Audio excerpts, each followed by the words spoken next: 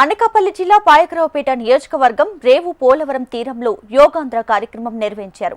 ఈ కార్యక్రమంలో మంత్రి అనిత, కలెక్టర్ విజయకృష్ణన్ పాల్గొన్నారు.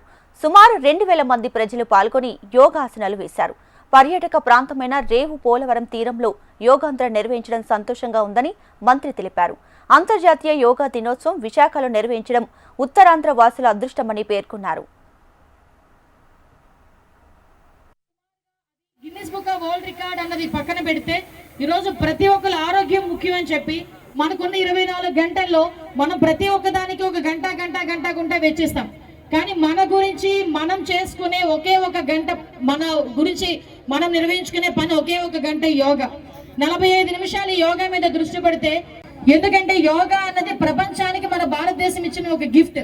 అటువంటి మన భారతదేశమే యోగాని గిఫ్ట్ గా ఇచ్చిన తర్వాత మనం తిరిగి ఆ యోగాని మన జీవితంలో భాగస్వాములు చేసుకోవాలి, మన జీవితంలో భాగాన్ని చేసుకోవాలి. కాబట్టి ఈ కార్యక్రమాన్ని ప్రతి ఒక్కరు నిర్వహించుకోవాలని, నెల రోజుల నుంచి కూడా ప్రతి ఒక్క రాష్ట్రం మొత్తం మీద ప్రతి ఒక్క పంచాయతీ పరిధిలోని థీమాటిక్ యోగాస్ చేసుకొని అందరిలోని కూడా అవేర్నెస్ క్రియేట్ చేశాం. ఏదో 21వ తారీఖు Guinness book of world record ఉంది, మీరందరూ రండి అని కాకుండా అక్కడికి వచ్చిన 5 లక్షల మంది కూడా యోగా చేయాలి.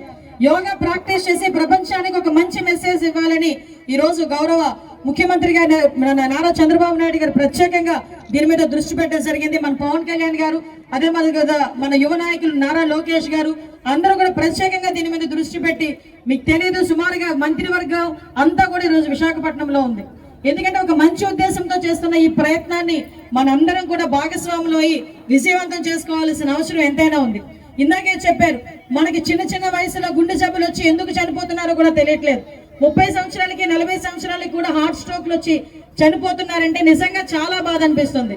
ముఖ్యంగా ఈ సీషోర్ ఇష్యూలో ఇందాక మనకి డి విటమిన్ అన్ని కూడా బాగుంటాయి, కానీ సరైన పోషకాహారం లేక, సరైన విధానంలో యోగా ప్రాక్టీస్ లేక కూడా చాలా మంది ఇప్పటికీ కూడా చాలా రోగాల బారిన పడే పరిస్థితులు కనిపిస్తా ఉన్నాయి. ఈ రోజు ఉన్న పొల్యూషన్ నుంచి కానీ, అదేవిధంగా ఈ రోజు ఉన్న మన ఆహార పరిస్థితుల దగ్గర నుంచి కూడా మనం బయటికి రావాలి అనుకుంటే మన యోగా అనేది మన జీవితంలో ఒక భాగం కావాలి.